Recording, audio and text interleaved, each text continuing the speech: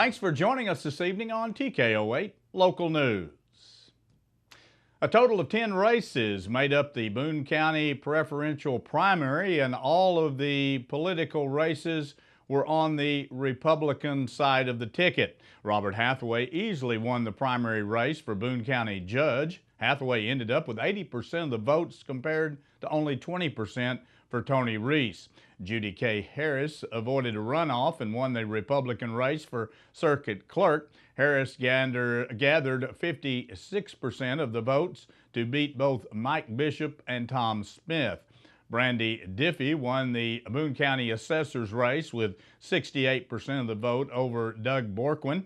Roy Martin unseated District 3 Justice of the Peace Dan Roberts with 59% of the votes, and Fred Wool had 62% of the votes to earn a win over Kathy Valentine. In the school board races, Lead Hill elected September Creamer Middleton to the board, while Kyle Johnson chose to serve on the Valley Springs School Board.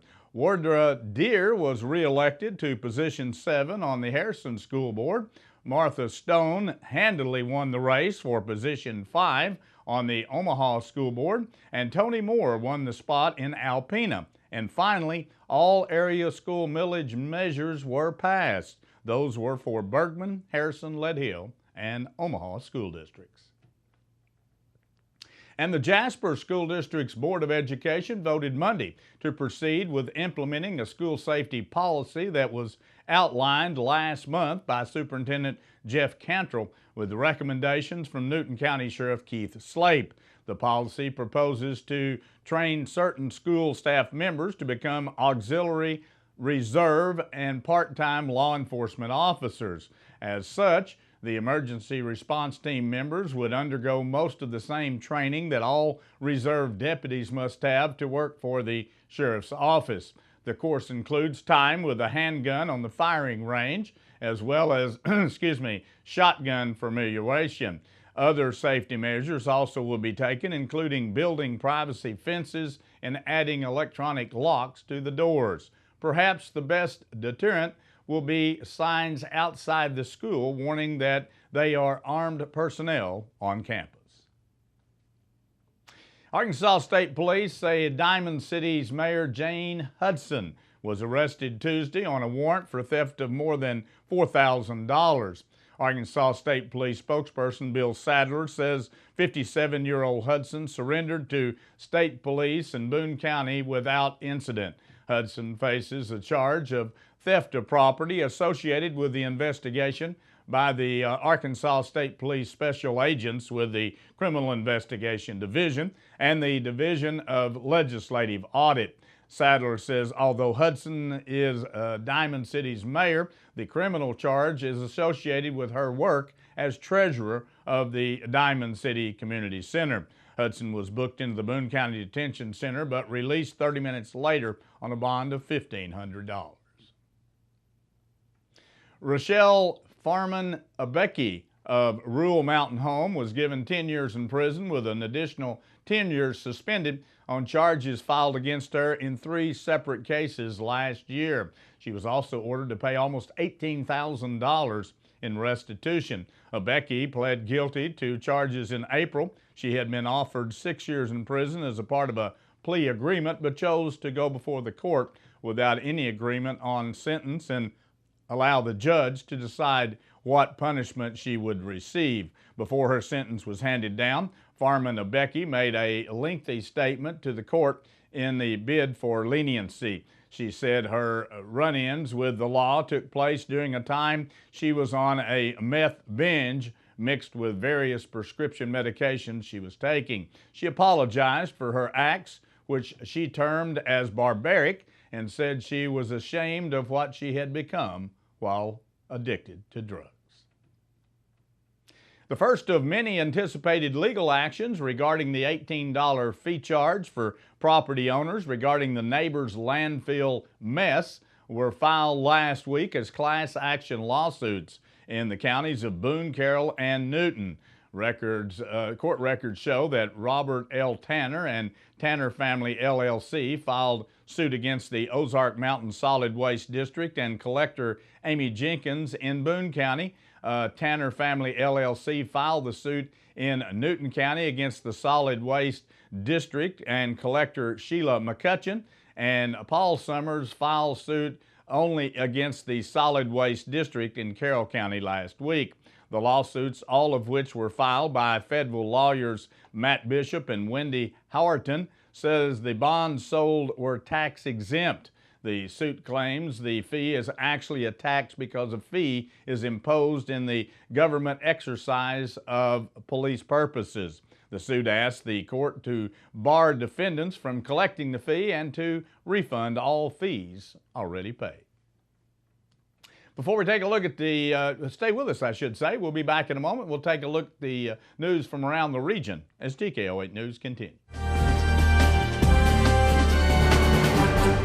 Inland Waste Solutions works diligently to be good stewards of the environment. Reducing waste via curbside recycling services, Inland Waste Solutions takes this mission seriously, but they need your help. When putting your waste and recyclables in their respective curbside containers, be sure that cross-contamination doesn't occur. Please only place recyclable materials in the yellow top bins. Check your recycling do's and don'ts list before you throw any item into the yellow top recycle bin. Together we can make a difference. Inland Waste Solutions, local people serving local people in Harrison.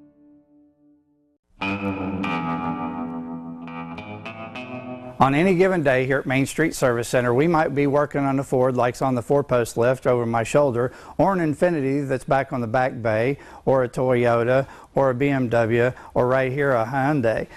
You just never know what's going to come into the shop and what their needs might be, but you can rest assured that at Main Street Service Center, whatever you're driving, we can take care of it for you, whether it's oil and filter changes all the way up to engine and transmission replacements.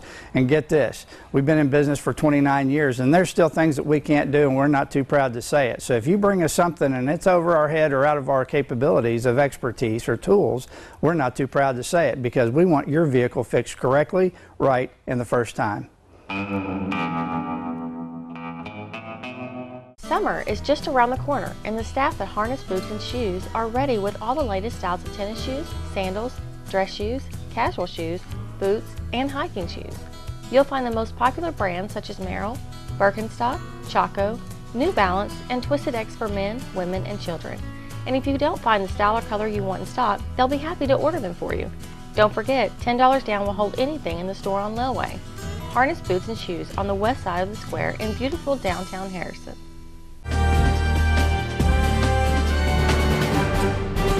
The Arkansas Department of Transportation reports that a semi-truck rolled over in Crittenden County early this morning. The department said the northbound lanes on Interstate 55 south of Terrell closed at around 2 a.m. after the semi flipped on its side. The department said the lanes opened back up about 2 hours later. According to the Marion Sheriff Department's Fire Department's Facebook page, it involved a semi-truck. Fire crews confirmed only minor injuries were in that particular crash. And a man was killed by police on Interstate 40 and had an extensive criminal record in Shelby County. 46-year-old Ronald Clinton was shot and killed Monday afternoon after police say he drove the wrong way on Interstate 40, hit officers' cars, and collided with a propane truck. Investigators say he had robbed the West Memphis Walmart before leading police on a chase that ended when he was shot and crashed the vehicle. Clinton's criminal record fills nearly a dozen pages, dating back to 1990, where he was first arrested for theft. In his nearly 3 decades of criminal activity, Clinton had been arrested for aggravated robbery, aggravated burglary, evading arrest, and much more. Arkansas State Police are now investigating the case, and a prosecutor will review and decide if the officer was justified in that shooting. An Arkansas judge has again ordered the State Department of Human Services to stop using an algorithm to award hours of home-based care to the disabled.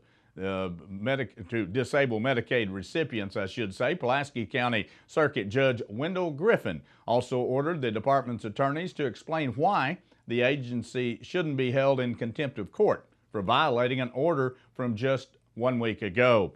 Griffin's May 14th ruling barred the agency from using the algorithm until properly adopting an emergency rule governing that use. The department has proposed an emergency rule, but Plaintiff Legal Aid of Arkansas alleges the proposal doesn't meet emergency rulemaking requirements. The department has used the algorithm since 2016 to award hours of help with home-based care to participants in the AR Choices program. Earlier this month, a small town in Arkansas was ranked in the top 100 most dangerous cities in America, according to a list released by the National Council for Home Safety and Security. However, the city's police chief is now questioning the study's method of ranking.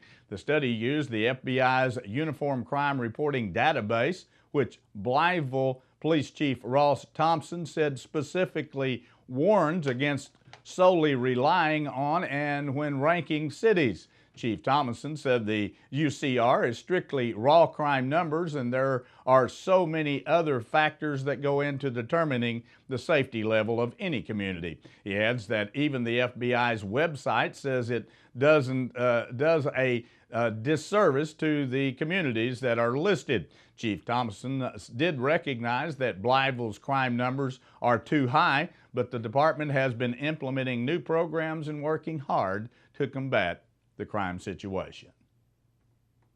Well, if your Memorial Day weekend plans include a trip to Norfolk Lake's swimming beach, you might need to make changes in your plans. The U.S. Army Corps of Engineers Mountain Home Project Office has closed the Bidwell Point Swim Beach due to high unacceptable levels of E. coli. The Arkansas Department of Health discovered the high levels during the recent routine testing procedures. The Corps has posted signs alerting the public to the high bacteria levels. Once the levels are within acceptable range, the swim beach will reopen. Before we take a look at the weather forecast as we move on through the work week, here's the way the stock market ended today.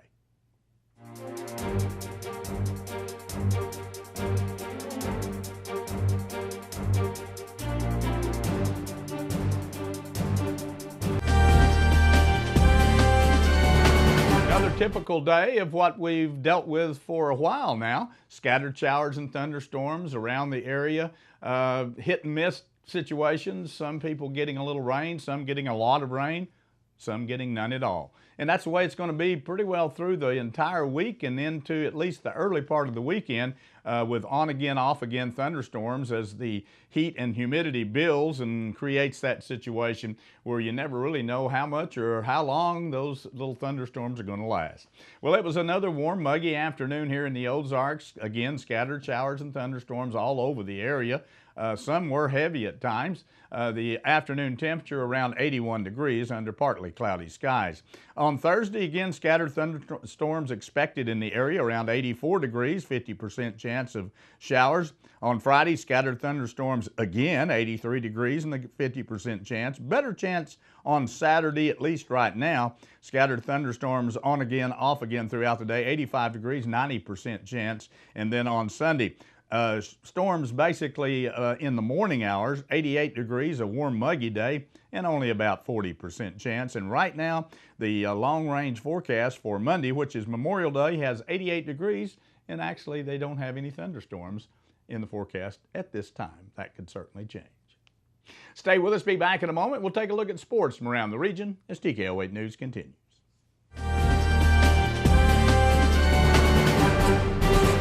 Your summer starts here. With a great deal on a new Toyota, you can celebrate all the season has to offer. Like graduations, Mother's Day, camping, family reunions, paddleboarding, hiking, the beach, fishing trips, county fairs, road trips.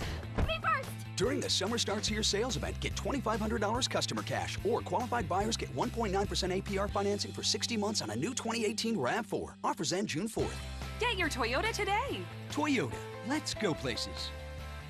Hello, this is Michelle from Nature's Wonders. Did you know that we are part of an independent retailers co-op that allows us to offer you extra savings? With conscious foods becoming more popular, you see them everywhere, which is a good thing. What you can't get just anywhere is a knowledgeable team of people who want to provide you with top-notch customer service. With our co-op buying option, Nature's Wonders can offer you the customer service you expect, along with prices comparable to those in larger stores. The ideal shopping experience. Come see how affordable healthy living can be at Nature's Wonders in Harrison.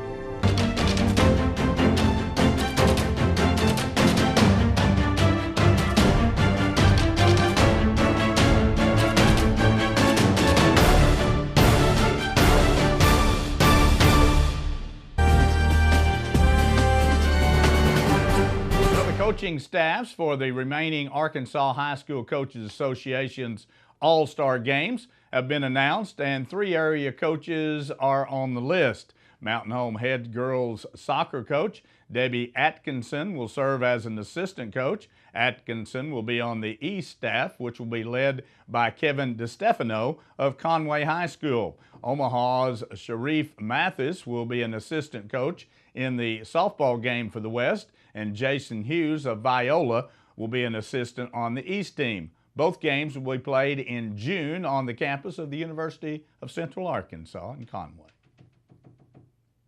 And the 8th-ranked Arkansas Razorbacks are set to play their opening game of the 2018 SEC tournament tonight. They will face number 5 seed South Carolina in Hoover, Alabama's Metro Stadium, and will be televised on the SEC network. Arkansas is the number 4 seed for the second consecutive year, earning the first-round bye into the double elimination tournament.